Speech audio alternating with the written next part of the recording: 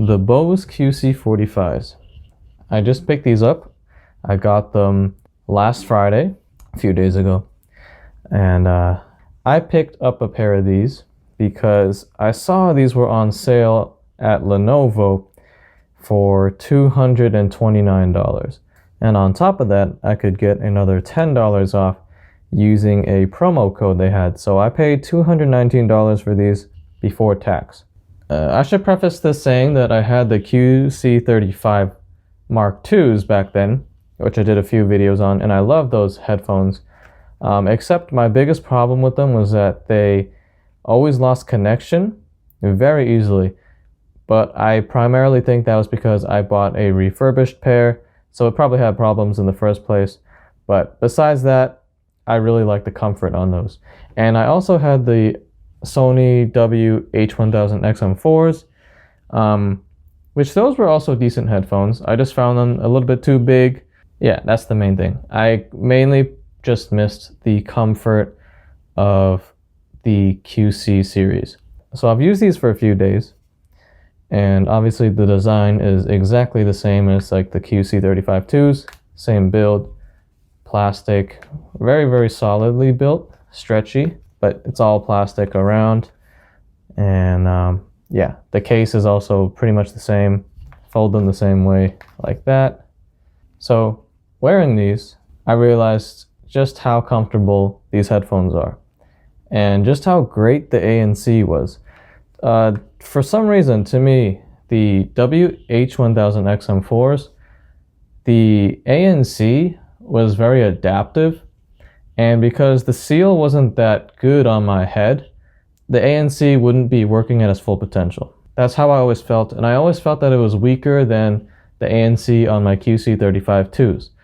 Now that I have these back, the ANC on this is definitely stronger than it was on my XM4s. And obviously it's much, much more comfortable. It's so lightweight, feels light on the head, and I can wear these for hours and hours with no issues. I actually just wore these today. I think I wore these for like 6 hours straight during my work, and no issues at all. Did not get hot. It was very comfortable. So now let's get into my biggest problem with these, and that it's the codec, because these only support either SBC or AAC. And being a Samsung user, the AAC on my Samsung Galaxy S20 Plus is horrible. The connection is really sloppy, and it does this weird artifact thing. Whenever I'm listening to music, in the highs, it will play some weird, really weird distortion during the highs, and it sounds very like electronic and like crackly. It's horrible. So I got these and I was wondering why it sounded horrible, and connected to my phone. And then I tried connecting it to my laptop. It didn't have those crackling distortions. So I figured it was because of my phone, and then I found out it's because of the Bluetooth codec.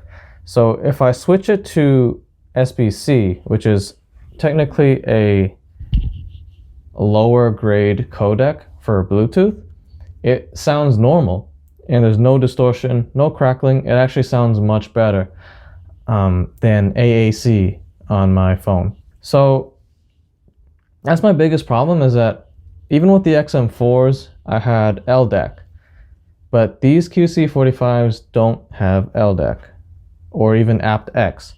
So they're still using AAC, which absolutely sucks on my Android phone. And every time I power up these headphones, it defaults to AAC. I have to enter the developer options and manually switch it to SBC every single time, which doesn't take that long to do. It only takes a few seconds, but it's still kind of annoying having to remember to change it back to SBC every single time I connect these headphones. And now if you have like a different Android device or an iPhone, especially if you have an iPhone, you'll probably have the best experience with AAC. You won't have any problems with distortion. It's mainly a thing with certain Samsung models and certain phones, and I guess mine happens to be one of them. So that's my biggest problem with these so far, but you know, using these with SBC, no problem. Yeah, let's talk a little bit about the sound now. When I first heard these, they sounded okay, but I couldn't really listen to them for long because the way they are tuned, it sounds so clustered and muddy and congested. Like, I just want some space. These were like V-shaped. The bass and the highs are tuned much higher than the mids. Luckily, their app has the built-in EQ. So when you change the EQ on the app, I read that it actually saves your settings onto the headphones themselves. So it's not app specific. So if you don't connect the app next time, or you connect the headphones to your other devices, apparently the EQ still stays the same. So that's a great, great touch. And I'll show you how I had my EQ set up. I really like flat sounds. Not flat to where it's like really boring, but it's like a mature, flat sound that I think can be enjoyed with any type of genre of music.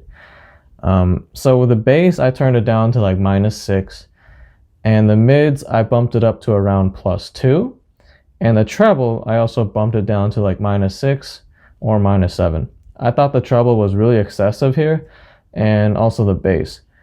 I was looking at some like forums on how people tune this, and people all agree that if you want like a flat sound, and even according to the guys over at soundguys.com, they kind of tune it the same, like similar to what I did. They have like -6 bass and -6 treble. I've seen some where they had it -10 treble, which is kind of excessive. And then I also seen some people say the way they tune it is like, they even bumped up the bass and bumped up the treble, like +6 bass and plus whatever 7, 3, whatever treble. And to me, that sounds horribly tuned. But I mean, everyone has their own preferences, right? So yeah, after I tune them, at least to the way I like them tuned, I really enjoy the sound of these. Obviously, they're not like high fidelity headphones or anything like that. They get the job done, and they sound pretty nice when they're tuned the way I had them. Yeah, just like a solid sounding wireless Bluetooth headphone. Like obviously the instrument separation and things like that aren't as good as my in-ear monitors, but that's kind of expected. But I mainly use these when I'm not really trying to like focus on all the nuances of the track, and mainly just to put something on while I'm doing something, walking outside or whatever. And these are great for that because the ANC is really nice on these headphones. So it kind of blocks everything out and puts you in your own world. So yeah, that's kind of my experience with these QC45s in 2023. I think they are solid for the price I paid them. You know, $230 or so with tax. I can't really complain.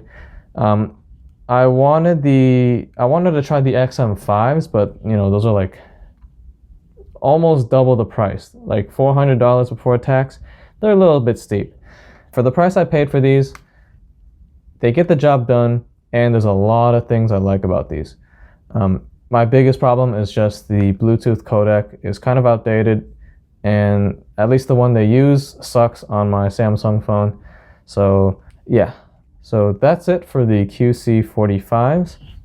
If you can find it for a discount like I did, and they might, I mean, I heard Bose is coming out with a new Quiet Comfort headphone pretty soon, so I'm pretty sure these are going to drop probably back down to that $219, $229 price range.